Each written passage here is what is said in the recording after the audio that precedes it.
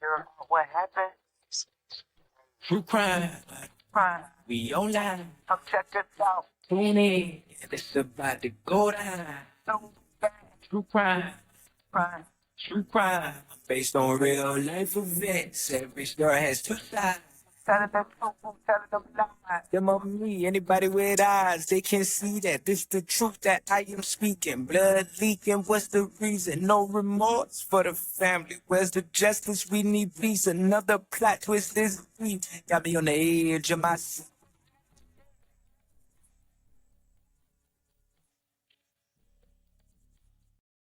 Welcome, dear listeners, to another episode of Murder and Cocktails, where true crime meets mixology. I'm your host, Nicole Mentacali, and I'm here with my fabulous co-host, LaShaw Walker, and Amber's off today. Hi! Today, we unravel the dark, twisted story of H.H. Holmes, America's first known serial killer.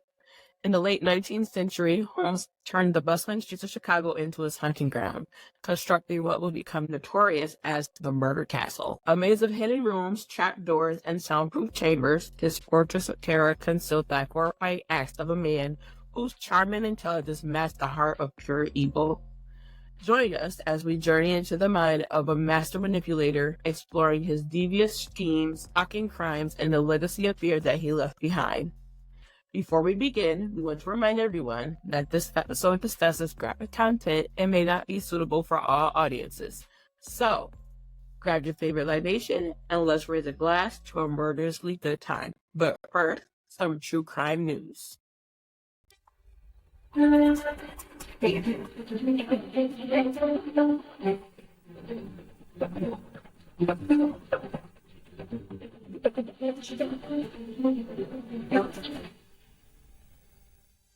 former husband of a Morehouse School of Medicine surgical resident is facing murder charges in connection to an apparent deadly stabbing that happened on Sunday. According to the Marietta Police Department, Mickey Anthony Woolery, 49, is facing several charges stemming from the death of Samantha Woolery. After he was taken into custody in Camel, Indiana, he was charged with a felony murder, malice murder, aggravated assault, aggravated battery, and possession of a weapon during the commission of a crime. Police said they believe Mickey fled Georgia and returned to his primary residence in Indiana. Samantha was found dead by coworkers at the Lakeside Town Center apartment complex on Sunday. They went to check on her after she failed to show up for work over the weekend. Marietta police said she was attacked inside her apartment and had visible cuts. Woolery's autopsy results and cause of death are still pending. Mickey will be extradited to Georgia. If you have any thoughts or comments on today's story, please reach out to us on social media or through our website. Don't forget to subscribe and leave us a review. If I don't show up for work, you know what they're going to give me? A point. No one's coming to check on me. They not coming to check on you. Right? Right. Because people been looking for me since I've been gone since Monday. And they're like, are you okay? Are you coming back to work? I'm like we know you did that podcast. Right. My people, they will come look for me. Especially those that need me to notarize something. So sure, no one's looking like white on rice. Crazy. I know. I've been to Marietta a lot of times. It's only been nice area. I'm wanting to see how this pans out. She probably told him that she wanted a divorce. Like, what? Just I don't know what it is with people just not letting go. Like, okay, it didn't work out. It's over. It's okay. It's over. It's all right. You're gonna be okay. Boo boo. Like, and nah. Fuckers gotta flip the script and lose your goddamn mind. And then kill somebody. For what? I don't get it. I'm never that mad. Okay, I was that mad one time. And that was with Aria's dad. Because basically, you know what I'm talking about. He told me that she died and it was pretty much my fault. And our marriage was the way it was because it was my fault. I'm like, but it's not because your mom thinks that she can run my house and that you're still a little boy and she's a helicopter mom and an alcoholic. Oh, okay. This man boy did. You did. You did. I hope you're watching this. You suck. You and your mom. But the crazy part is, like, I don't know if you remember. Like, I took the job in Italy and then turned it down because basically this lady damn near drank herself to death. She was in a coma. Like, if I knew what I know now, like, if I would have known that we would have been separated 3 months later, I would have took that fucking job and would have been living my best life. And it's just like, so everything was my fault, I have apparently. no word. Because I'm not going to tolerate you and your mom disrespecting me. Like, my fault. Textbook narcissism. You know what? I'm gonna mark that. Like narcissism. And then he had the audacity to jump in somebody's inbox that we met. Well, yeah, that we met in person for the first time at my best friend's wedding. Knowing she's engaged to somebody else. Like, how thirsty can you be? Dehydrated. Y'all have to excuse me. My allergies start acting up and kicking my ass. I probably sound like a whole man right now. It's the audacity for me. It's too much. Blasted him. And the crazy part is, his sister and his brother-in-law, well, his stepbrother, and his wife kept me in the divorce. Like, they don't even mess with him no more, and he's salty. Now, on to other psychopaths and narcissists. From Mr. Mudgett. I wouldn't change that last name, too. Better known as H.H. Holmes, was a con artist and famous who was one of America's first serial killers. Sometimes referred to as the Beast of Chicago, Holmes is believed to have killed somewhere between 20 and 200 people. He killed many of his victims in a specifically constructed home, which later was nicknamed the Murder Castle. By the way, like, they knocked this down and it's now a post office. Like, I would have loved to tour the Murder Castle. I don't know, maybe that's just me being crazy. Like, it probably freaking haunted too. That would be so awesome. I don't like haunted. Apprehended in 1894, he was hung for his crimes 2 years later. His grisly crimes inspired the best-selling book, The Devil in the White City. H.H. Holmes was born Herman Webster Mudgett around May 16, 1861, my bad, in Gilmanton, in New Hampshire. Born to an affluent family, Holmes enjoyed a privileged childhood and was said to be unusually intelligent at an early age. Still, there were the haunting signs of what was to come.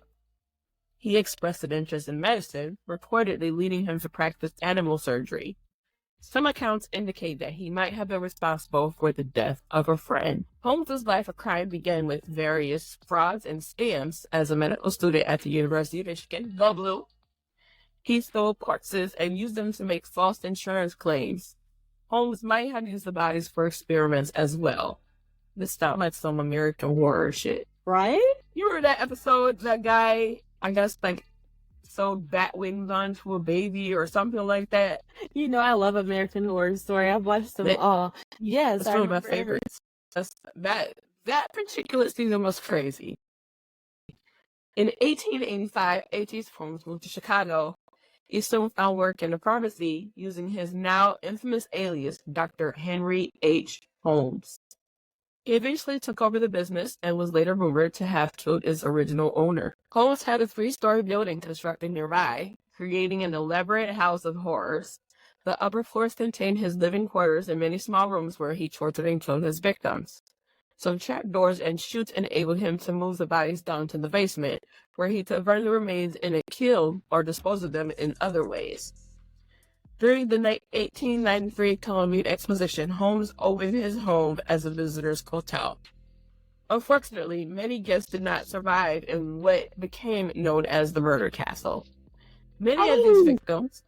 What? Yes! Oh, I'm sorry. I had an oh shit moment. I was definitely an oh shit moment. What? What happened? Remember, like, Lady Gaga was in that one. The hotel. Yeah, but everybody was vampires in that one. But it was like kind of, sort of, almost like this, and this is fucking crazy. I think that's honestly where they get their inspiration from. I mean, think about it. Black Dahlia. Then the murder hotel was the hotel in Los Angeles, the Cecil Hotel. Yeah. Asylum could have been Eloise here in Westland, as far as I'm concerned. Your favorite place? I'm gonna go.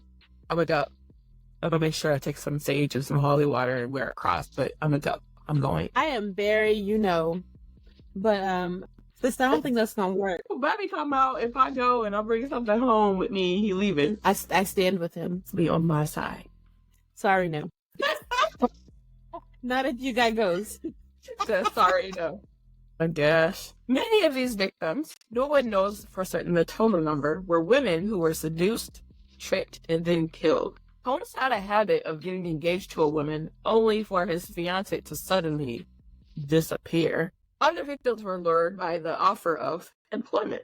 Holmes left Chicago shortly after the World's Fair to continue his schemes, including a plan with an associate named Benjamin Heineton for Peitzel to fix his debt to collect $10,000 from a life insurance company.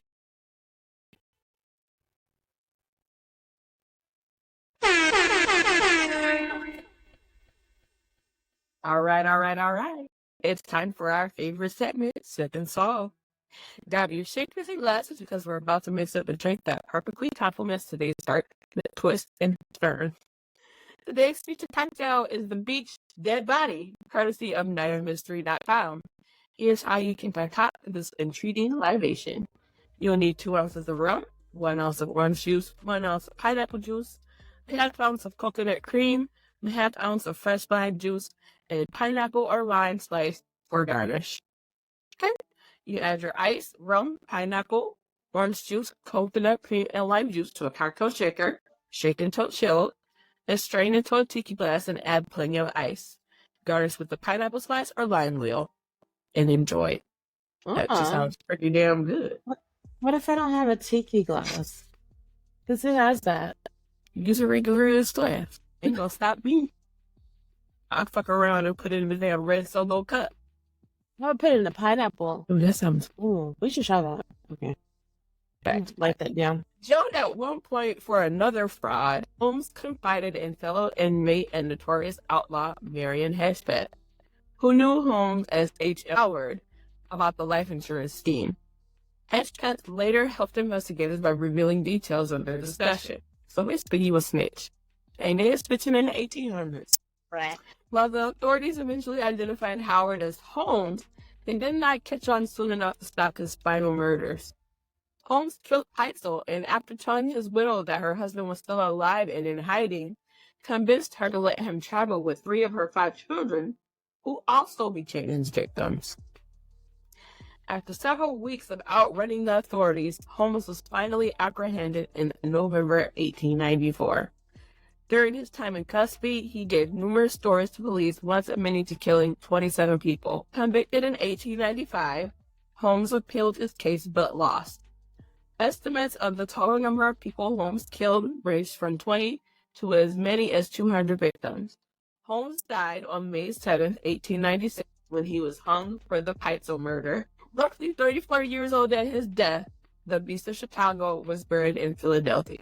Ooh, so he has like a headstone and everything? He probably does. I wonder who visits it. How many people like him. So I totally messed this up. So we are going back to 1893. In 1893, after a fire in his home, Mudgett was arrested for insurance fraud but was soon released. He made a pocket scheme with an associate in Peitzel to defraud an insurance company by faking his death. After Peitzel purchased a $10,000 life insurance policy, he and Mudgett traveled to Colorado, Missouri, New York, Pennsylvania, Tennessee, and Texas, where they committed other acts of fraud. Along the way, Mudgett also married.